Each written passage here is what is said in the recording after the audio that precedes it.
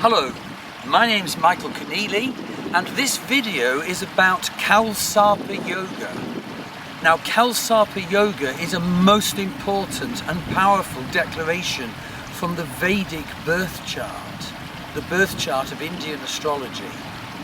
And basically you have Kal Sarpa Yoga if all the Vedic planets are to one side of the nodal axis.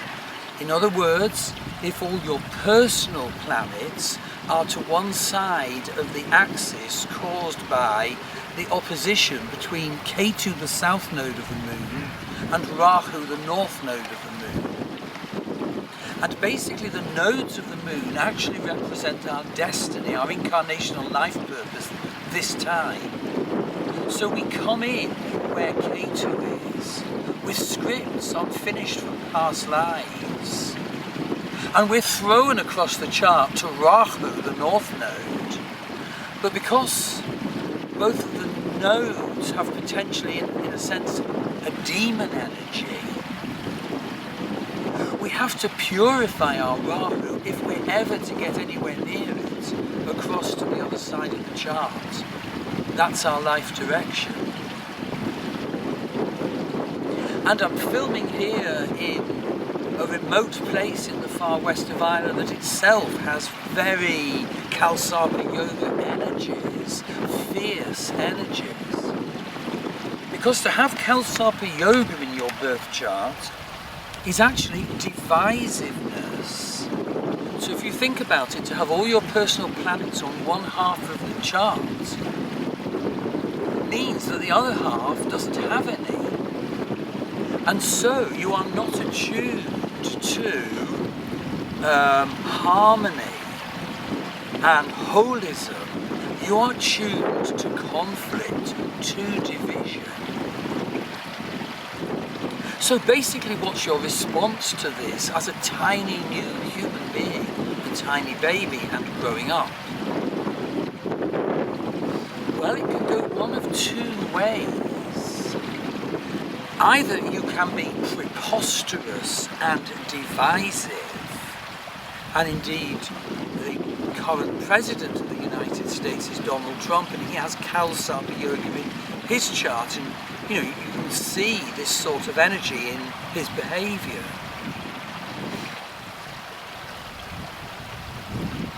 But the other way it can manifest is the person shying away from the divisiveness, the preposterousness,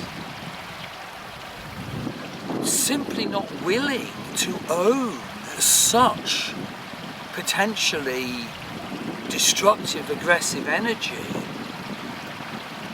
And so they can live in a dumbed down shadow of their potential. Whereas the first case I mentioned lives in a preposterous over-declaration of their potential. And of course, that's because there isn't balance in the chart, it's all to one side. And so the person, yes, has to achieve balance, but what's the point of balance? Committees try to draw up committee minutes which give a balance of opinion. You don't want that. You want to avoid under-declaration of your potential. You want to avoid swamping preposterousness. And yet, within that perception and awareness, still achieve your divine spark, the purpose which you came to manifest, the soul blueprint that underlies your incarnations, the face you wore before the world was made. So, some people, as I said, will be very confrontational, preposterous and inflated, terribly harming other people, trashing life after life. Get out of my way. I'm declaring myself. And of course, remember, you can have planets conjunct Rahu, the north node, conjunct the south node, so they will make it even more extreme in the two different ways. And of course even more fated to get it right. Now basically I have to say at this point that this is not a sort of fated, this will be the outcome. Because we're all here to learn spiritually. And indeed, many people with Kalsarpa Yoga move from the sort of mousy position or the killer rat position to spiritual perception. I don't want either of those. Indeed, the sheer experiencing of such divisiveness can impel us to search for spiritual truth, perception and management of our destiny, and achievement, therefore, of our special spark.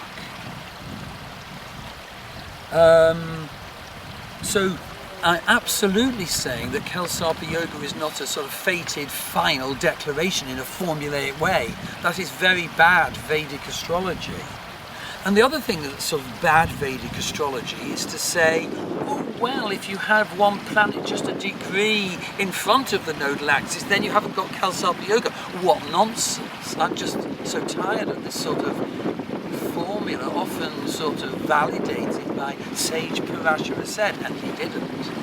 The whole point is, if you have one of your other planets in the same sign as the nodes, even if it's a bit outside the nodal axis, obviously the Kalsarpa Yoga phenomenon still totally manifests in your charts. Now, the moon. One implication of Kalsarpa Yoga is that the moon goes right round your Vedic chart every month.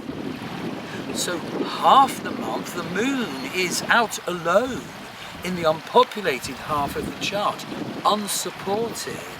Kimadruma is the term. And then the other half, it's going through, the energies of all the planets, one after the other, on the populated half. And this does mean it's difficult for the person to maintain mental stability and continuity of mind. And so it's so well worth knowing if you've got Kalsarpa Yoga in your chart, because then you can at least say, oh well, this is the effect of my moon either being completely alone, isolated, unsupported, or having to cope with conjunct Mars, conjunct Saturn, conjunct Jupiter, one after the other. Because the moon is our mind.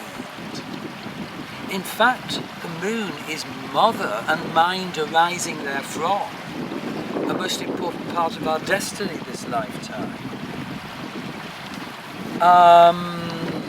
The other significant thing about Kalsarpa Yoga, whether it's the understated form or the overstated form, is achievement. These people are capable of achieving massively. I've seen it over and over again. Now obviously it depends often on what dasha, what predictive period you're in, because in fact the dashas or predictive period are more powerful than the transits in declaring what will happen to you in a particular period of life. But I have seen such incredible achievements during appropriate dashas for Kalsarpa Yoga people. Sort of, for example, not coping with school at all, sort of dyslexic, and then suddenly getting a degree, a master's degree and a PhD, one after the other. For example, in Rahu-Saturn period. Rahu-Saturn period's tough, but it can achieve.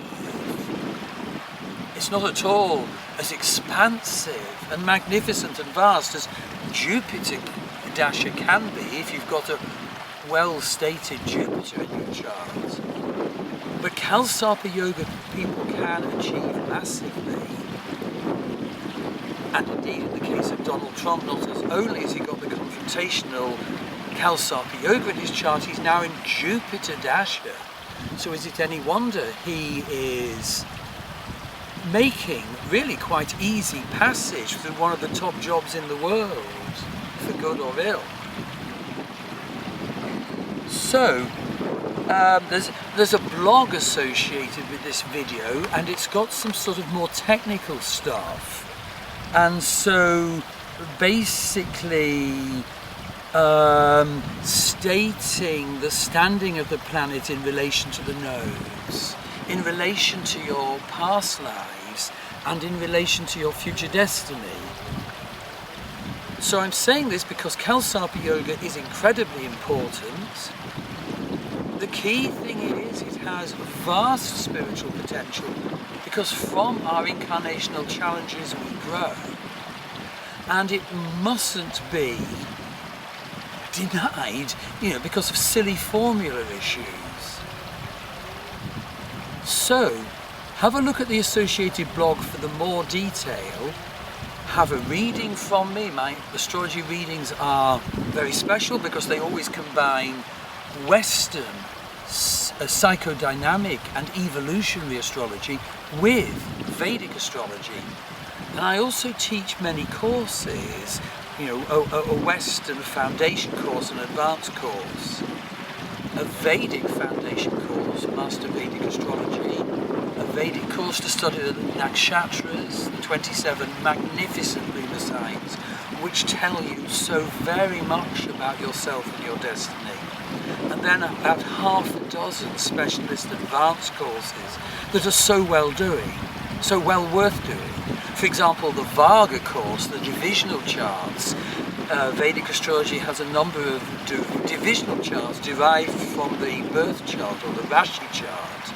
And each of those divisional charts says something so wonderfully special and illuminating about a particular area of your life.